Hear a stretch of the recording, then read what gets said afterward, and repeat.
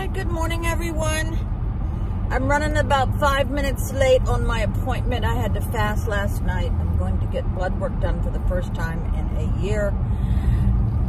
My excuse is the pandemic and because I had a major operation instead. Okay, so I'm going to talk about today.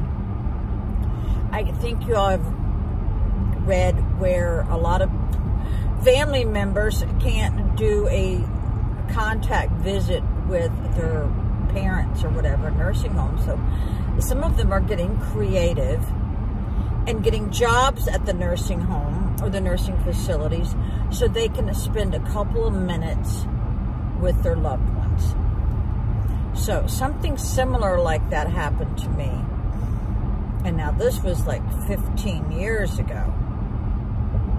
So my brother entrusted in me some information about his health, and he said, Debbie, I am trusting you not to even tell our mom or our sisters, nobody, and keep it to yourself. And he did. He told me that he had a brain tumor and he was going in for brain surgery.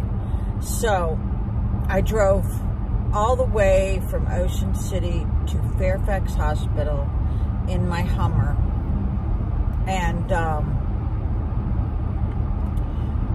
while I was driving, I realized my back was killing me, as it always does.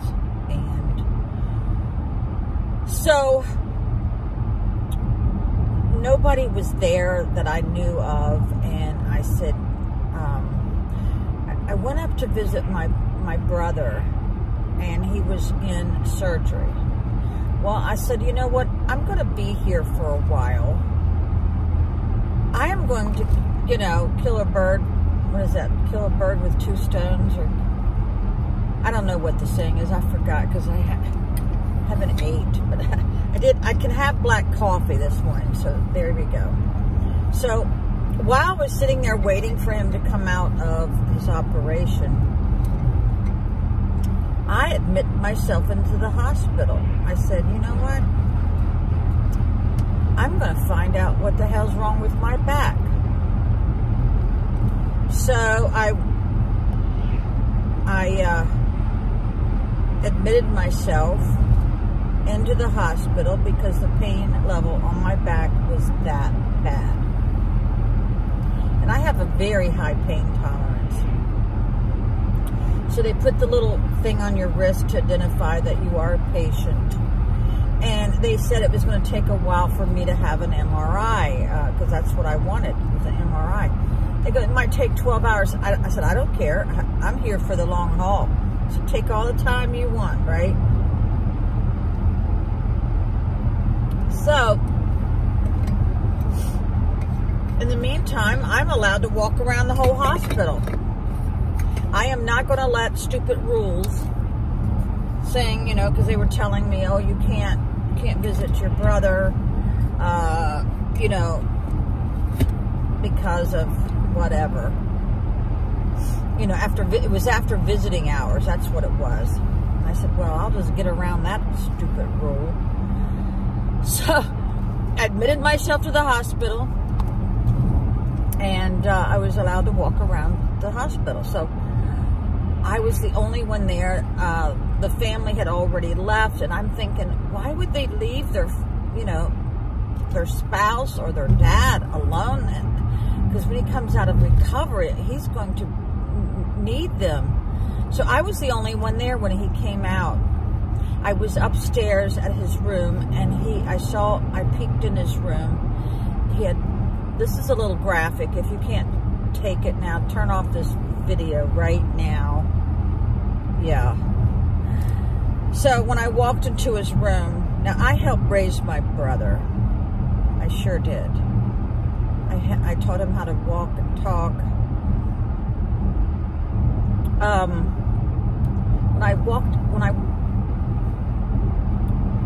When I looked through his door, there was blood all over his pillow, and he was screaming.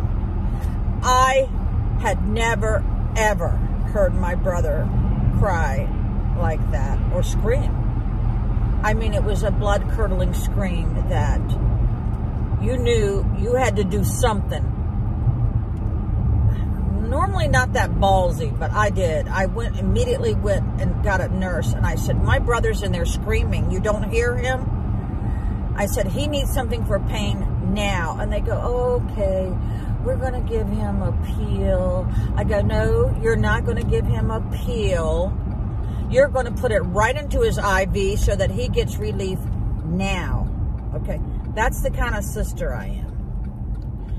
I said now. Okay. So, my brother had tear stains all over his pillow, mixed with all the blood from them cutting open his head. It was one of the worst sights I've ever seen. I need to get sunglasses. Yeah, it was very disturbing. So, I need to buy sunglass wipes. So, I actually watched the pain just melt away from my brother's face. I mean, it just went like that. And I talked to him for a couple minutes. He was saying some things that I think, I don't know if y'all know this, but when you come out of surgery, they've given you something like a truth serum, and he started saying all this stuff, which I will keep private for his sake.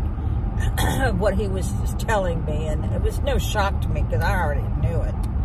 But I remember this was late on the evening when he came out of surgery, and I was the only family member there. Now, he did not know this.